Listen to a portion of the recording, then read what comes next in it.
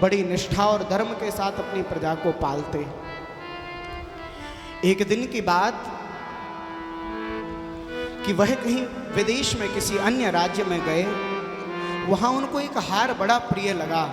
तो उन्होंने कहा कि अगर हम ये हार ले जाएं और अपनी प्राण प्रिया पत्नी महारानी को दें तो वह तो प्रसन्न हो जाएंगी। उन्होंने वो हार खरीद लिया और जब राज्य में आए तो महारानी को देते हुए कहा, देवी देखो कितना विलक्षण हार है, अरे इसकी शोभा की कहाँ तक वर्णन करें। इसमें नील मणियाँ लगी हुई हैं, मकराकृत इसकी स्थिति है, इसमें स्वर्ण का क्या बढ़िया जो है सुनार ने प्रयोग किया है। महारानी बड़ी प्रसन्न हुई, वाह महाराज आप तो हमसे बहुत प्रेम करते हैं। और आज जब सखियों के साथ महारानी स्नान के लिए गईं तो सरोवर के तीर पर उस हार को निकाल कर रख दिया, स्नान करने लगी।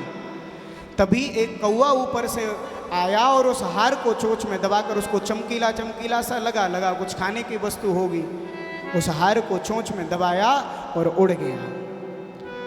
महारानी ने स्नान के बाद जब हार को नहीं पाया तो कहा कि महाराज हमारा हार चाहिए, नहीं तो हम जल और भोजन ग्रहण नहीं करेंगे।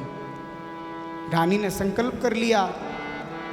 अब तो महाराज ने घोषणा कर दी कि जो भी हमारे उस हार को खोज कर लाएगा हम उसको 1000 स्वर्ण मुद्राओं से उसको पारितोषित करेंगे।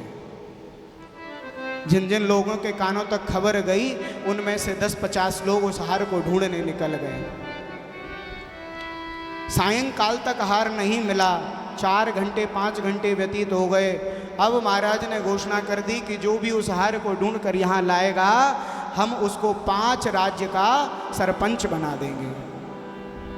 अब तो भाई और उत्सुकता, अभी तक जो 50 लोग ढूंढ रहे थे उसको ढूंढने में 500 लोग लग गए।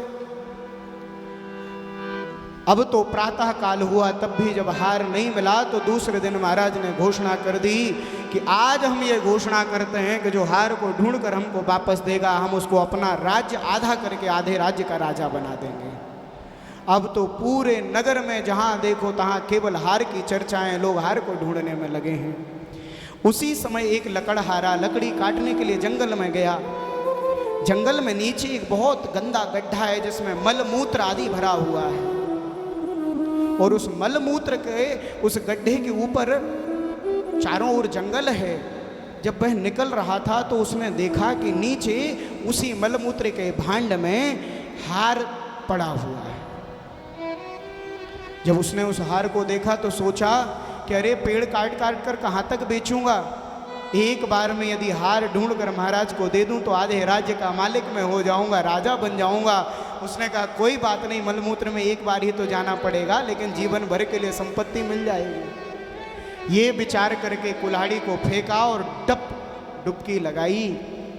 डुबकी लगाते ही वह जब उसमें कूद गया, ढूंढने लगा, उसको हार नहीं मिला। तब तक और दूसरा व्यक्ति वहाँ से निकल रहा था। अरे भैया इतनी गंदी बदबू आ रही है इसमें से और तुम उसमें पड़े हुए हो।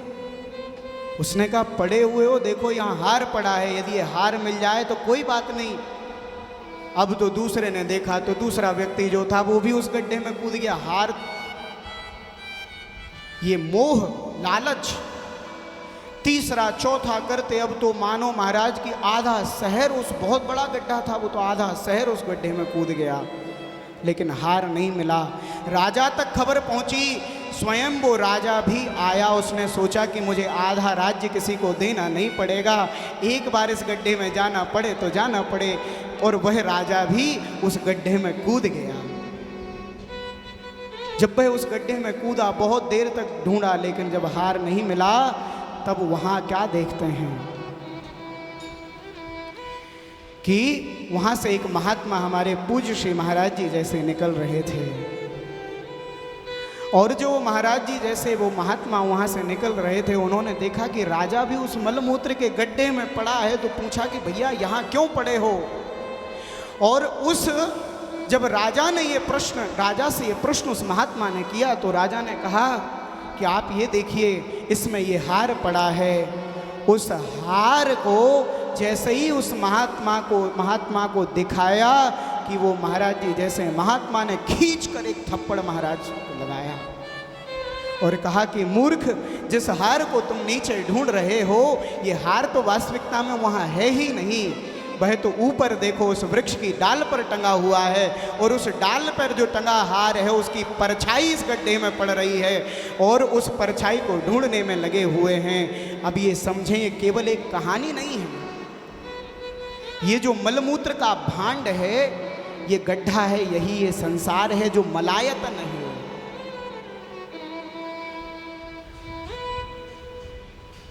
बोलिए पूज्य श्री महाराज जी।